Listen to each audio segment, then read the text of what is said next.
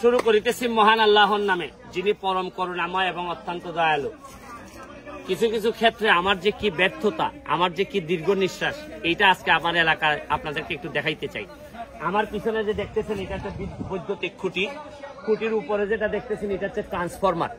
এটা হচ্ছে কি আপনার প্রথম যখন লাইন দেয়া হয় পল্লী বিদ্যুৎ থেকে এটা ফ্রি দেয়া হয়।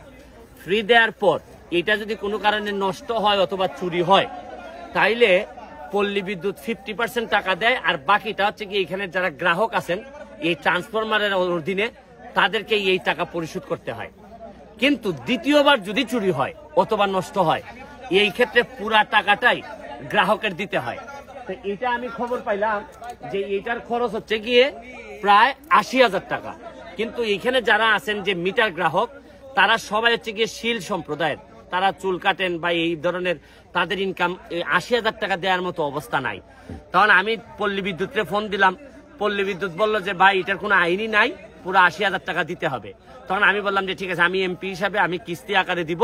তো আজকে কিস্তি আকারে 80,000 টাকা 10,000 টাকা জমা দিয়ে ট্রান্সফরমার আনছি। এখন প্রতি মাসে মাসে আমাকে 10,000 টাকা করে দিয়ে এদের 80,000 টাকা শেষ করতে হবে। তো যে কারণে আমি আপনাদেরকে দেখাইতেছি যে বাংলাদেশের সিস্টেমটা কিভাবে তৈরি হয়েছে। চুরি করছে চোর, চোর চুরি করে লাভবান হয়েছে। আবার এখন টাকা নিয়ে পল্লী বিদ্যুৎ লাভবান হয়েছে। পল্লী বিদ্যুৎ এটা বিক্রি করছে সাধারণ গ্রাহকের কাছে, আর মাইর খাইছে কারা? সাধারণ গ্রাহক। অথচ চোর ধরার দায়িত্ব ছিল কিন্তু থানা পুলিশের, বা ব্যবস্থা গ্রহণ করার কথা ছিল হচ্ছে থানা পুলিশের। থানা পুলিশও এখন ব্যর্থতায়, আমি এমপি হিসাবেও ব্যর্থতায়। আবার লাভের লাভ হয়ে গেল পল্লী বিদ্যুৎ আর চোরের। আমি চোরকে ধরার জন্য যা যা করার আমি এখন কাজ শুরু করছি। কিন্তু কিভাবে মানুষ বিভিন্ন এলাকায়, এই এলাকায় নাকি এই গত কিছুদিনে প্রায় 15 থেকে 20টা ট্রান্সফরমার চুরি হয়েছে। এখন বুঝেন, এক তো ক্যাপাসিটি চার্জ, তার উপর আবার এখন ট্রান্সফরমারের চুরি হওয়ার জন্য চার্জ। আমি এরা যারা ভুক্তভোগী আছে, আপনারা কয়দিন ধরে বিদ্যুৎ নাই? আমরা 17 দিন ধরে বিদ্যুৎ নাই, আমরা অন্ধকারে গরমের মধ্যে ফ্যান ছাড়া আছি। আর এইটা আগেরটাও 50% দিচ্ছেন? যে আগেরটা আমরা 25-26 হাজারের মতো দিয়ে আনছিলেন।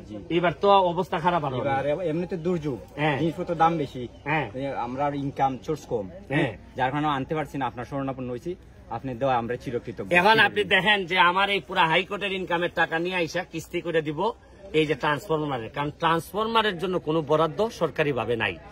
আর আমি শুধু আপনাদের সামনে একটা জিনিস তুলে ধরলাম যে আমাদের সিস্টেমটাই এমন ভাবে রেডি করা যাতে সব সময় কষ্ট হবে নিম্ন আয়ের মানুষের, সব সময় কষ্ট হবে। এই যে বিভিন্নভাবে টাকা পাচার করে নিবে বড় বড় দুর্নীতিবাজরা, আর গিয়ে শেষ পর্যন্ত করের বোঝা টানতে হবে সাধারণ মানুষদের। এটা আমাদের নিয়তি হয়ে গেছে। আমি জানি না, আমার একটা বিশ্বাস এখনো আছে যে বঙ্গবন্ধুর এই সোনার বাংলায় জননেত্রী শেখ হাসিনার নেতৃত্বে একদিন না একদিন আমরা এই সাধারণ নির্যাতিত নিপীড়িত মানুষকে নিয়ে হাসির বা সুখের মুখ দেখতে পাবো। আজকের মতো বিদায় নিচ্ছি। ভালো থাকুন, সুস্থ থাকুন।